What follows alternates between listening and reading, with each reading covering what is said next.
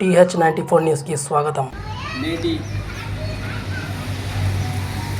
Legal service awareness కార్యక్రమానికి విచ్చేసిన అందరికీ కూడా ధన్యవాదాలు తెలియజేస్తూ, మరి చట్టాలపైన అవగాహన కలిగి ఉన్నప్పుడే నేరాలు జరిగాయి కాబట్టి ప్రతి ఒక్కరు కూడా ఈ సమ్ ఏరియా ఉంది రాజీవ్ గాంధీ కాబట్టి అందరూ కూడా చట్టాలపైన అవగాహన కలిగి ఉండాలి. అప్పుడే మనము ఏదైనా క్రైమ్ చేయడానికి భయపడతాం. ఎందుకంటే చట్టం అంటే ఇక ఇది చేస్తే ఈ శిక్ష ఉంటుందా అని చెప్పి వాళ్ళకి తెలిసినప్పుడే వాళ్ళు క్రైమ్ జోడికి వెళ్ళారు. కాబట్టి అందరూ కూడా చట్టాలపైన దశలవారీగా అవగాహన కలిగి ఉండాలి. కేంద్ర రాష్ట్ర ప్రభుత్వాలు కూడా విద్యార్థులకు 10వ తరగతి ఇంటర్మీడియట్ పెద్ద పెద్ద కళాశాలలో కూడా అవేర్నెస్ ప్రోగ్రామ్ చేయాలని చెప్పి వాళ్ళు కూడా చెప్పడం జరుగుతుంది.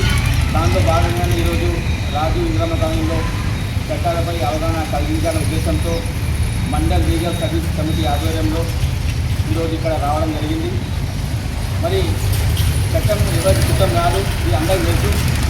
ఎవరైతే నేరానికి పాల్పడతారో ఉద్దేశపూర్వకంగా కానీ కావాలని కానీ ఏ చేసినా కూడా ఖచ్చితంగా శిక్ష అర్హులు వాళ్ళు. కాబట్టి అందరం కూడా చట్టానికి లోబడి ఉండాలి. మనం చాలామంది చూస్తున్నాం, క్షణికావేశంలో మడ్డలు జరుగుతున్నాయి, క్షణికావేశంలో అమ్మాయిల పైన దాడులు జరుగుతున్నాయి. కాబట్టి వీటన్నిటిపైన అవగాహన కలిగి ఉన్నప్పుడే చట్టాలు జరగవు కాబట్టి నేరాలు జరగవు కాబట్టి మనం అందరం కూడా చట్టాలపైన అవగాహన కలిగి ఉండాలని చెప్పి తెలియజేసుకుంటూ, మరి చాలామంది తెలియక ఇలాంటి సంఘటనలు జరుగుతున్నాయి. కాబట్టి సుప్రీంకోర్టు కానీ, హైకోర్టు కానీ, జిల్లా కోర్టు, జూనియర్ సివిల్ జడ్జి కోర్టులు అన్నీ కూడా చట్టాలపై అవగాహన కలిగిస్తున్నాయి. అలా కలిగించినప్పుడే చట్టాల నేరాలు తగ్గుతాయి. తగ్గినప్పుడే ప్రజలు కూడా పోలీసుల పైన నమ్మకం కలుగుతుంది. మరి పోలీసు వ్యవస్థ మనందరికీ కూడా రక్షణగా ఉంటుంది. ఏం జరిగినా కూడా అమ్మాయిలకు ఎవరికైనా సరే ఏమన్నా ఇబ్బంది ఉంటే 100కు ఫోన్ చేయాలి.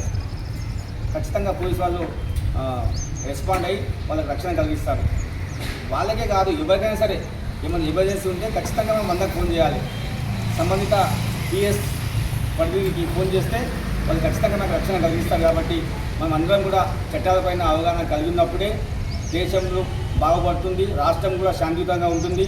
మనం అందరం కూడా ఐక్యంగా ఉండి చట్టాలను గౌరవించి మనం అందరం కూడా చట్టాలకు లోబడి ఉండాలని తెలియజేసుకుంటూ ఈ అవకాశం ఇచ్చినట్టు అందరికీ ధన్యవాదాలు తెలుస్తున్నాను. ఖచ్చితంగా అవగాహన ఉండాలి.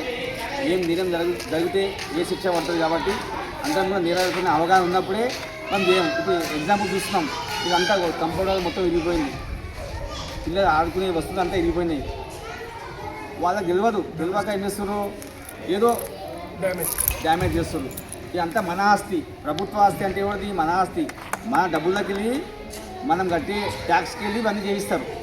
అది వాళ్ళకి తెలియదు. ఇది మాది కాదు, గవర్నమెంట్ కదా, పదగొడదాము, ఇరగొడదాము, బిల్డింగ్ ఇరగొడదాము, వచ్చి తాగుదాము, ఇవంతా వాళ్ళకు తెలియక చేస్తారు. ఇవన్నీ తెలియాలంటే ఏం చేయాలి, ఇలాంటి అవేర్నెస్ ప్రోగ్రామ్ చేస్తే, ఇట్లా చేస్తే ఈ శిక్ష ఉంటుంది. కంపౌండ్ వాళ్ళు ఇరగొడితే జైలుకి వెళ్తారు, గవర్నమెంట్ ఆస్తులు ధ్వంసం చేస్తే జైలుకి వెళ్తారు, తాగితే జైలుకి వెళ్తారు, టీచర్లను తిడితే జైలుకి వెళ్తారు. ఇట్లా అవన్నీ చట్టాలపై తెలియదు కాబట్టి వాళ్ళు అంతా ఏం చేస్తున్నారు, ఇలాంటి కార్యక్రమాలు చట్టానికి వ్యతిరేకంగా చేస్తున్నారు.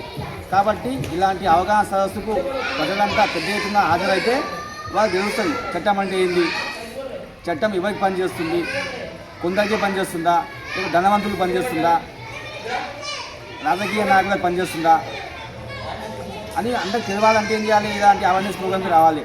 చట్టం ఎవరికి పనిచేయదు, చట్టం అందరికీ పనిచేస్తుంది. చట్టం ఎవరు చుట్టం కాదు. కాబట్టి చట్టం అందరికీ సమానమే, రూల్ ఆఫ్ లా అని ఉంటుంది. చట్టం ఒక కులానికి కానీ, ఒక మతానికి కానీ, ఎమ్మెల్యేకి కానీ, ఎంపీకి కానీ, మంత్రులకు కానీ సపరేట్గా ఉండదు చట్టం.